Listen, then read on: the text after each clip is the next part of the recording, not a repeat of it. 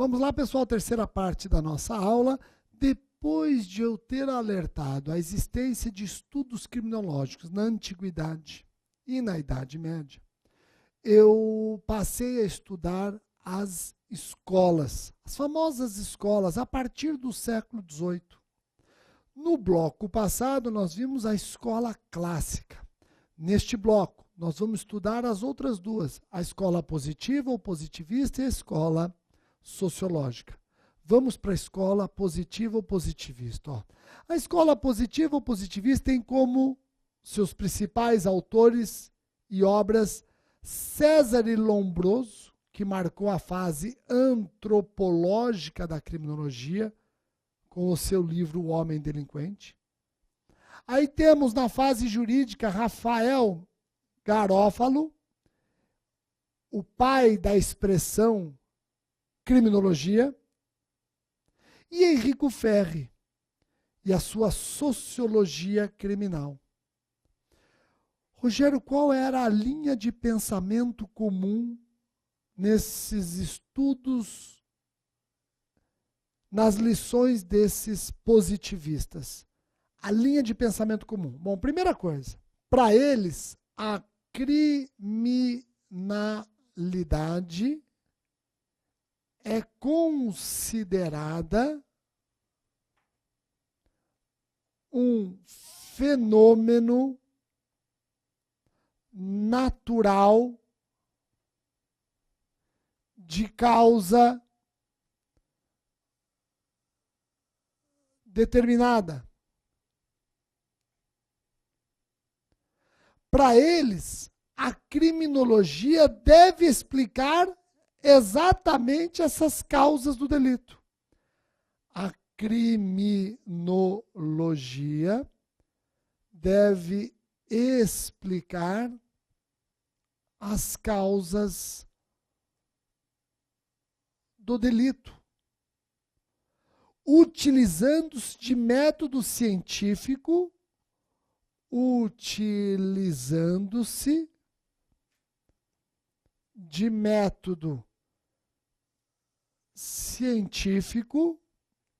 capaz de prever meios de combatê-lo.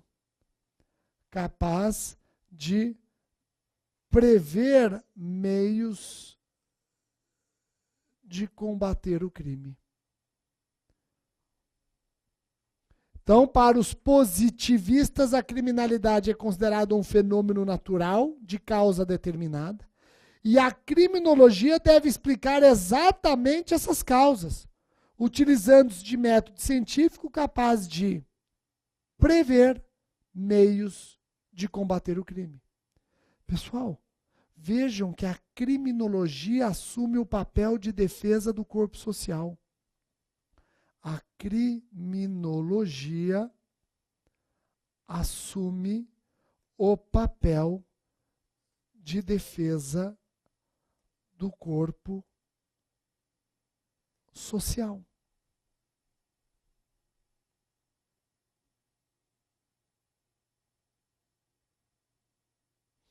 Pessoal, a criminologia como combate à criminalidade.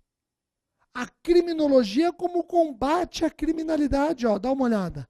Então eu tenho aqui, ó, a criminologia combatendo a criminalidade. A criminologia combatendo a criminalidade. Reação em favor da defesa social. Reação em favor da defesa social.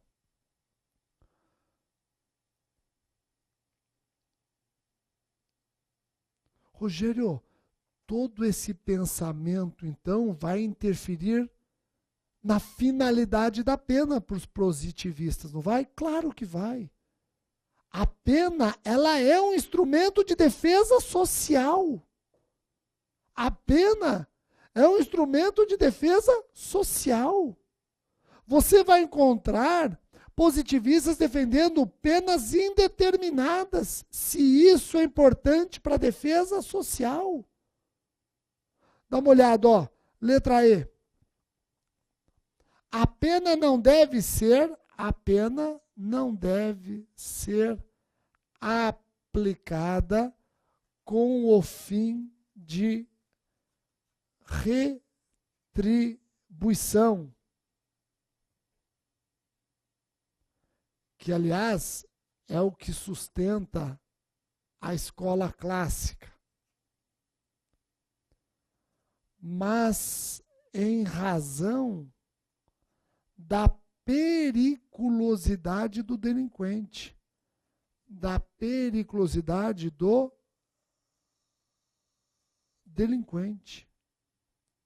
como um instrumento de defesa social, como um instrumento de defesa social.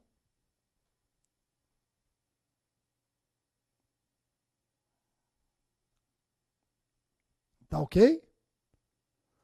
Vocês conseguem perceber bem que a criminologia passa também a combater a criminalidade defendendo penas indeterminadas.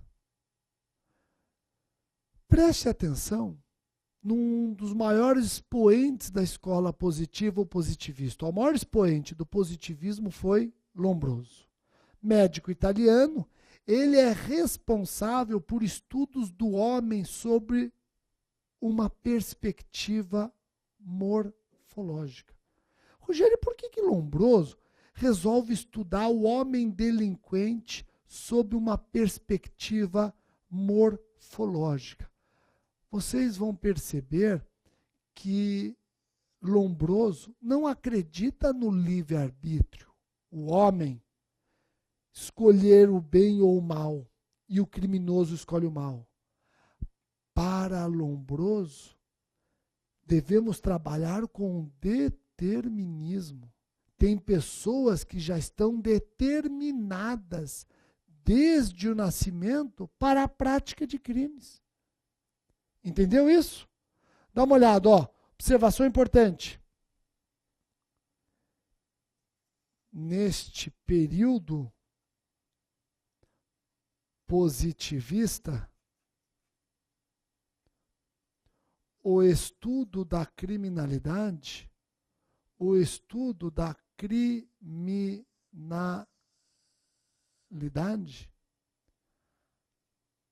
abandona as ideias da escola clássica, defensora do livre-arbítrio,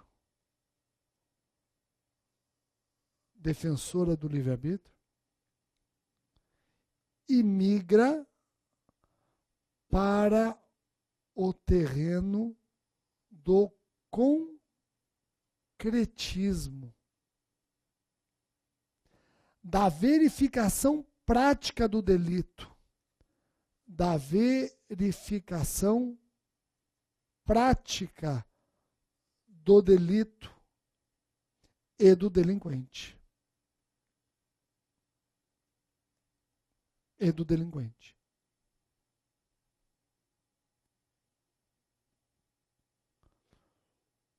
Tá ok? E Lombroso, ele foi muito importante. Lombroso começa a estudar a morfologia do criminoso. E ele marca um período de cientificidade da criminologia. Dá uma olhada, ó. O marco científico da criminologia se dá com a publicação da obra O Homem Delinquente de Lombroso no final do século XIX. Rogério, por que eu chamo este momento de marco científico? Por quê? Pessoal, porque até então, diversas investigações sobre o crime e sua causa e o criminoso foram conduzidas por pseudociências, também chamada ou ciências ocultas. É uma fase pré-científica. Lombroso, ele é um marco científico. A sua obra é um marco científico. Eu não duvido que antes da obra de Lombroso, nós tínhamos várias investigações sobre o crime, sua causa e o criminoso, mas nenhuma científica, nenhuma dotada de predicados científicos. Quem introduz predicados científicos na investigação, principalmente na investigação relacionada ao criminoso, é Lombroso. Eu vou provar isso para vocês. Ó. Vamos analisar três pseudociências ou ciências ocultas que estudavam o crime e o criminoso sem predicados científicos. Está aqui, ó. A demologia. A demologia, por exemplo, procurou explicar o mal, que é a conduta criminosa, por meio do estudo dos demônios. E tal foi o desenvolvimento desta pseudociência ou ciência oculta, que se chegou ao número de 7 milhões de diabos. Entendeu isso aqui, Isa? E a gente está preocupado com 500 parlamentares.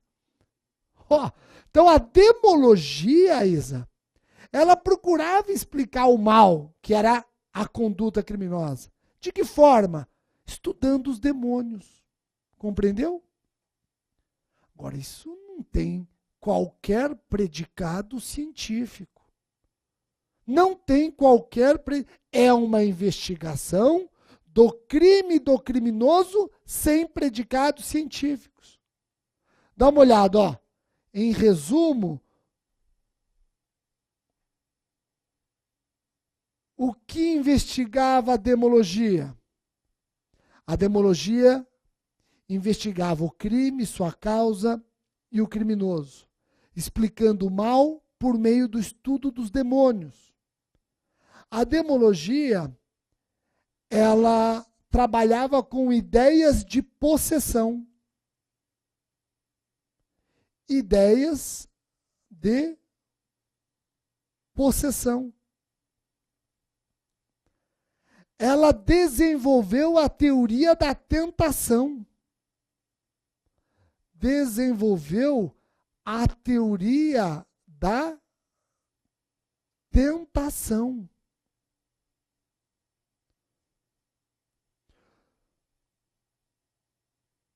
O criminoso, embora não possuído, era tentado pelo espírito do mal. Entendeu isso aqui, ó? O criminoso, embora não possuído, e ela não nega que em muitas hipóteses ele estava possuído, embora não possuído, era tentado pelo espírito do mal. Ela era tentado pelo espírito do mal. Então a demologia, ela promove a compreensão do crime como um mal externo à natureza humana. Promove a compreensão do crime como um mal externo à natureza humana. Agora veja, Isa. Só para vocês saberem, a Isa é a nossa funcionária aqui, porque o pessoal deve estar falando, Rogério, quem é essa Isa? Você está falando de diabos, demônios, e eu não estou vendo o Isa. Não. Ô Isa, você acha que tem algo científico nisso? Isso é um claro exemplo de ciência oculta. É um claro exemplo de ciência oculta. Estuda o crime? Estuda. Estuda o criminoso? Estuda. Mas não com predicados científicos. Quem vai inaugurar essa fase científica da criminologia é Lombroso. Querem ver outra ciência oculta? Olha só. Como ciência oculta ou pré-científica, eu tenho a fisionomia. É uma pseudociência que mais se aproxima de Lombroso. Não é considerada ciência porque ela não trabalha com métodos científicos. Mas a fisionomia é uma pseudociência que mais se aproxima de Lombroso. Como o próprio nome anuncia, esta ciência oculta foca suas pesquisas na aparência do indivíduo como ponto de conexão entre o externo e o interno, entre o físico e o psíquico. A partir da técnica de observação da expressão corporal, ela sustenta a relação entre o corpo e a alma, sinalizando inclusive algumas características de índole criminosa, que podem manifestar-se na cabeça, orelha, nariz, dentes. Então, olha que interessante, ó. Sustenta a relação entre corpo e alma, sinalizando para algumas características de índole criminosa, que podem manifestar-se na cabeça, orelha, nariz e dentes. Agora veja só,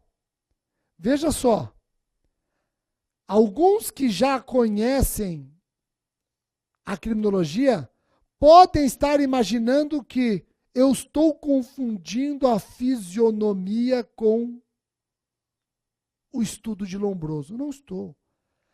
Eu alertei que a fisionomia se aproxima do positivismo crinológico de Lombroso. Mas não pode ser confundido com Lombroso, por quê?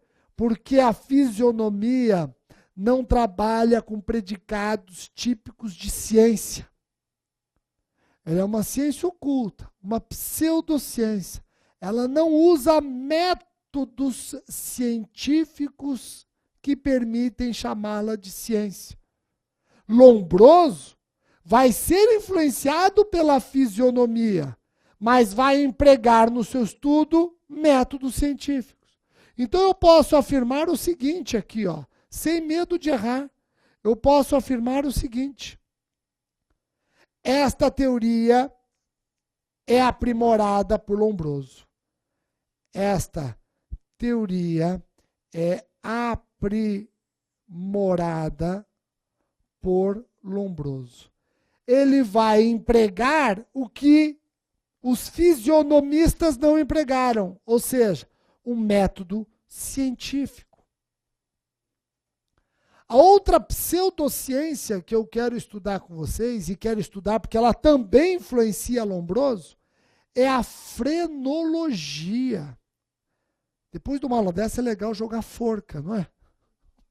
Ninguém vai acertar as suas palavras. Ó, cita-se também como pseudociência a frenologia, ciência oculta que tem por objetivo identificar a localização física de cada função anímica do cérebro. Cria-se a teoria da localização. Vejam, a frenologia, e repito, também influenciou o Lombroso. A frenologia explica o comportamento criminoso através do crânio. A chave para explicar o comportamento criminoso está no crânio. A chave para explicar o comportamento criminoso está no crânio, pois nele manifesta-se cada função do cérebro.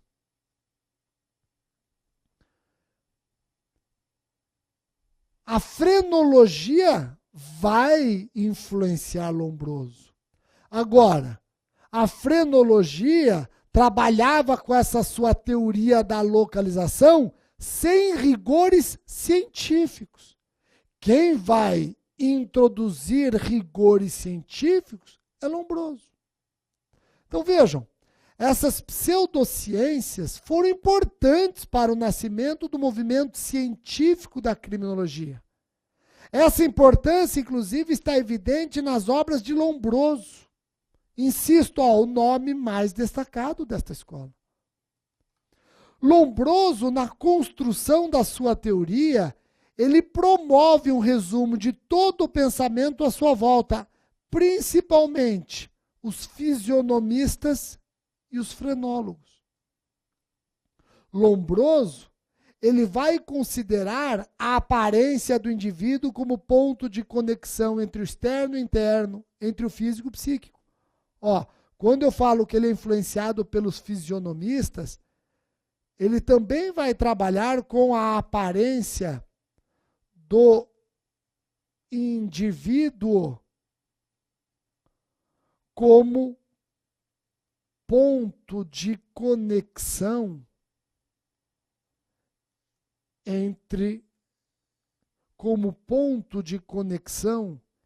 entre o externo e o interno, entre o externo e o interno, entre o físico e o psíquico, entre o físico e o psíquico.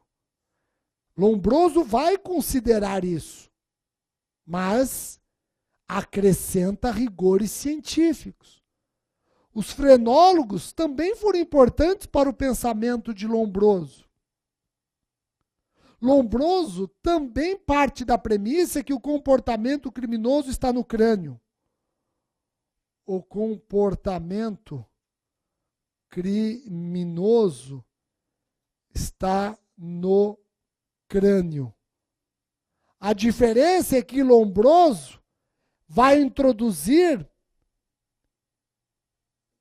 nessa conclusão rigores científicos, métodos experimentais. Compreendeu? Olha só, Lombroso incorpora o método experimental em todos os seus trabalhos, derivando da aplicação desta orientação a figura do criminoso nato. Com este método experimental em todos os seus trabalhos, Lombroso chega na figura do criminoso nato. Agora, cuidado, a expressão criminoso nato não é de Lombroso, viu? É de Ferri, já caiu isso em concurso. Muitos falam em Lombroso e o criminoso nato, mas não podemos esquecer que essa expressão criminoso nato, quem criou foi Ferri. Rogério, dá para você resumir, dá para você, em apertada síntese, colocar aqui o trabalho de Lombroso? Olha só, pessoal, Lombroso, aplicando, incorporando o método experimental, trabalhando com centenas, com milhares de dados, ele, estudando o crânio e a fisionomia de uma pessoa, conclui qual crime em potencial essa pessoa pode vir a praticar. Ele, com base no crânio e na fisionomia, ele procurava descrever o estuprador nato. o roubador nato, o homicida nato.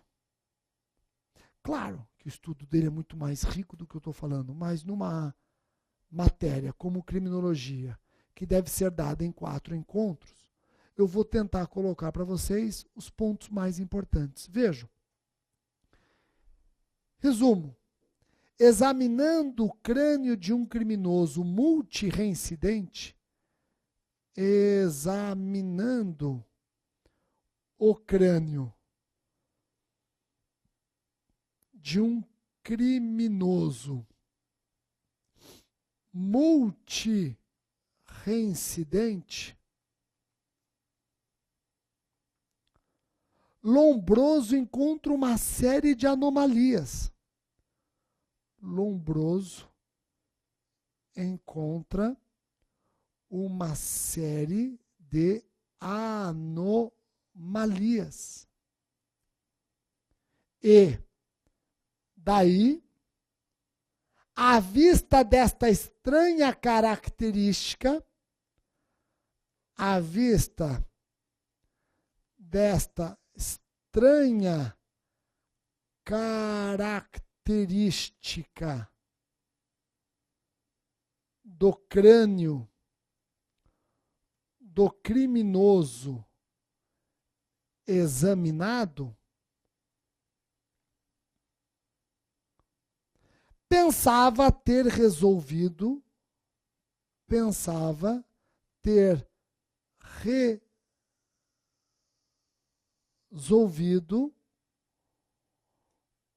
o problema da origem do comportamento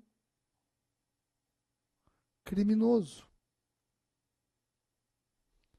Examinando o crânio de um criminoso multirreincidente, Lombroso encontra uma série de anomalias. E daí, à vista desta estranha característica do crânio do criminoso animado, ele falou, pronto, já sei a origem do comportamento criminoso dele. Se era um estuprador multirreincidente, aquela característica do crânio é que gerava o impulso criminoso. E todos que nascessem com essa característica, em breve, logo, logo, também estuprariam. Aquela estranha anomalia no crânio de um roubador multirreincidente explicava o comportamento criminoso dele. E todos que nascessem com a mesma anomalia eram assaltantes em potencial. Compreendeu? Então vejam que Lombroso nega livre-arbítrio. A sua anomalia, ela não te dá livre escolha entre o bem e o mal. Você, com essa anomalia, você vai escolher o mal, mais cedo ou mais tarde. Entendeu isso, Isa? Vejam, as conclusões de Lombroso repercutem especialmente no modelo de política criminal a ser adotado para o combate à criminalidade. Para Lombroso, contra o criminoso nato incorrigível, não caberiam aplicações de sanções morais, mas sim preventivas, devendo a sociedade se proteger com a aplicação da pena de prisão perpétua ou até a pena de morte.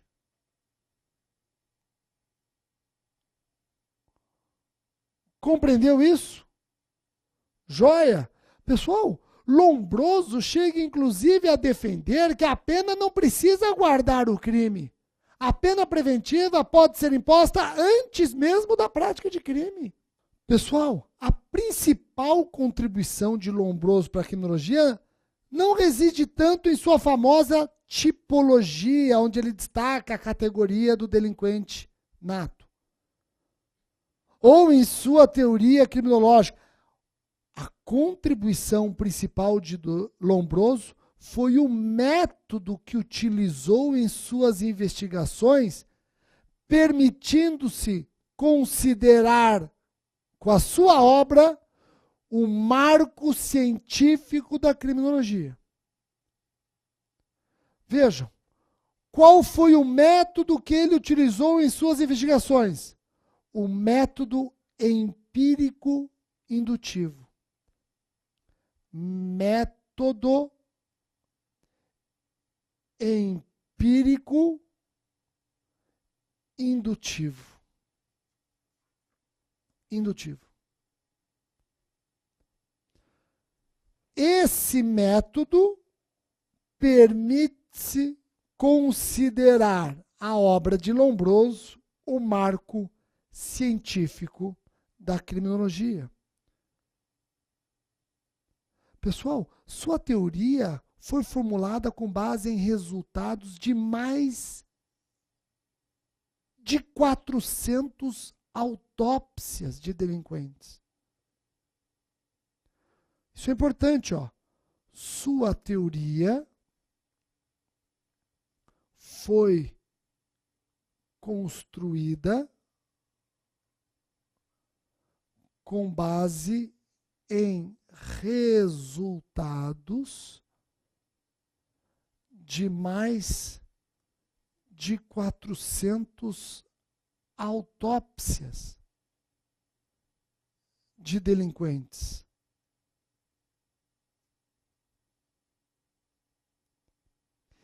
E 6.000 análises de delinquentes vivos.